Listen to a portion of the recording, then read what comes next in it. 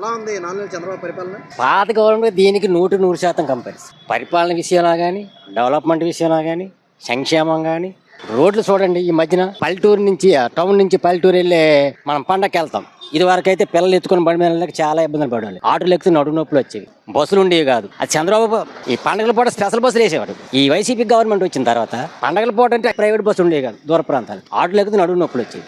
చంద్రబాబు పరిపాలన ఆ స్టార్టింగ్ ఏమన్నాడు, టీడీపీ గవర్నమెంట్ వస్తే 2 నెలలు కలుపుకొని పెన్షన్ ఒకేసారి 7 నెలలు ఇచ్చాడు. అదే జగన్మోహన్ రెడ్డి చేశాడు, పెంచుతానంటూ పోనీ 1000 రూపాయలు 5 సంవత్సరాలు పెంచాడు. ఒక్కసారి 2+4 3 4 7,000 ఒకేసారి ఇచ్చాడు. ఏది మంచిది? ఆలోచన అయిన పరిపాలన కావాలి, అనువైన నాయకుడు కావాలి.